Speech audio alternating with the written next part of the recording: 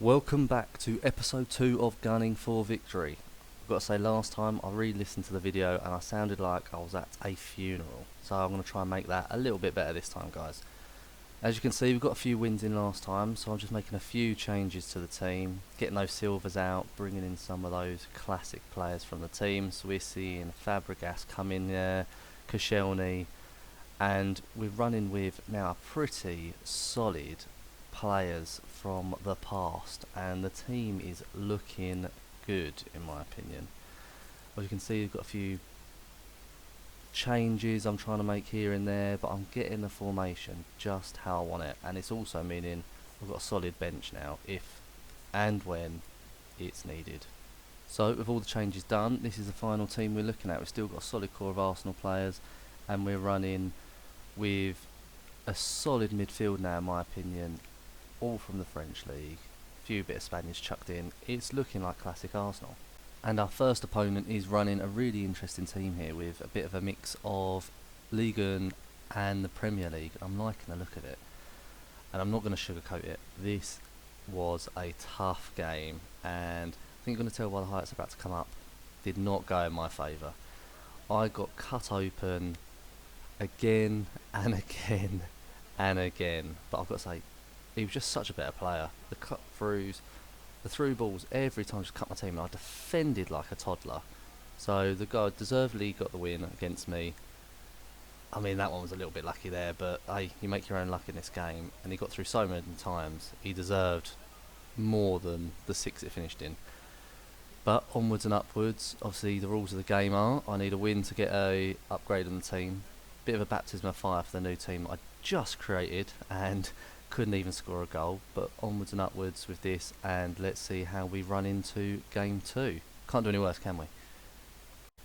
And game 2 is seeing us against a Serie A team with a lovely inform, and look at those ratings. I mean, we're looking at 184 here. My little bunch of common golds are gonna be playing their hearts out in this. But unfortunately, playing their hearts out wasn't enough, as we fell to yet another defeat. This time a 4-0 defeat, and as you can see, my defence is spread thin, and he just walked straight through on all the goals. Some cracking goals, by the way, but 4-0 nonetheless. We go again. And I can tell you guys, as I saw this one pop up, I thought, oh, my prayers have been answered, because this is a team I felt comfortable against. This guy's running a basic 4-4-2, pretty low chem, basic rating, and a few bronzes I think I can play around. So let's get straight into the gameplay here.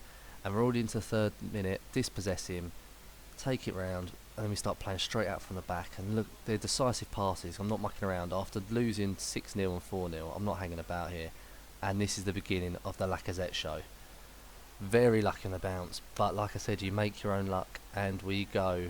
And here's the little celebration. Let's give it some, Lacazette.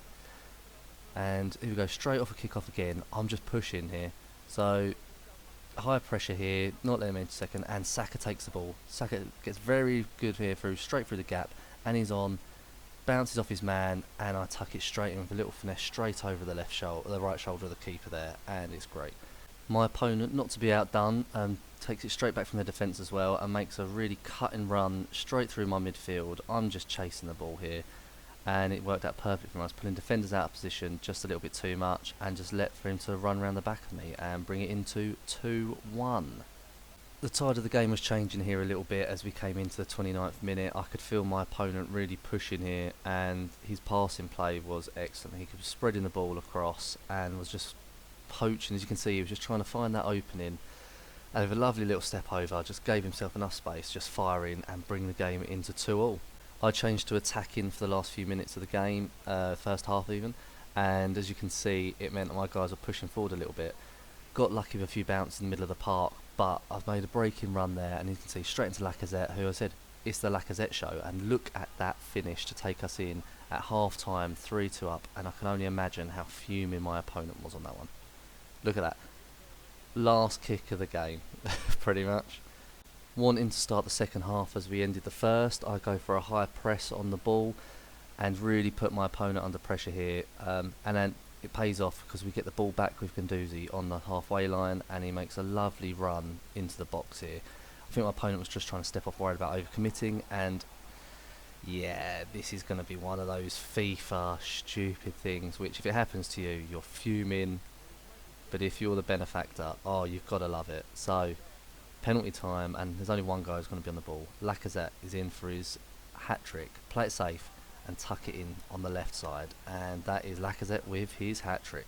Here we find ourselves into the 56th minute, and my opponent has been pressing hard straight after that penalty.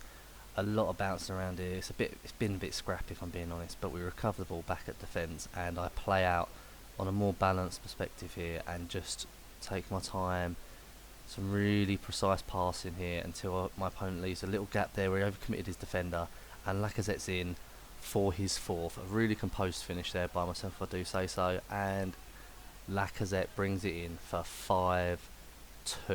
His normal service from episode 1 resumes, and my finishing boot absolutely failed me. I don't know what happened. As soon as I was going, last 30 minutes of the game just became a cacophony of misses, piss poor passes, terrible shots, and I could not wait for the whistle to go, because I don't know what I was on here, but I couldn't finish if my life depended on it.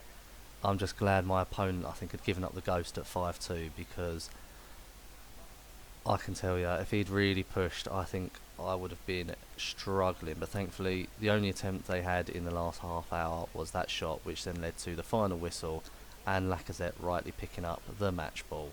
So a mixed bag that episode, I've got to be honest. Having two pretty devastating losses, but a good win to take it out means we can amend the team.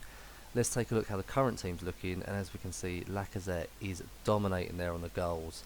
We do have struggling with a spread of assists though, if I'm being honest, but it's good to see it all coming from the midfield, and new team, so it's great to see that being developed there. Not sure where I'm going to take it going forward, but I think we've got to try out this team a little bit more and see how it plays out. So as you can see here, guys, I'm going to stay with what we've got here, and let's see how it all plays out in episode 3. Thanks everyone for listening and watching, of course.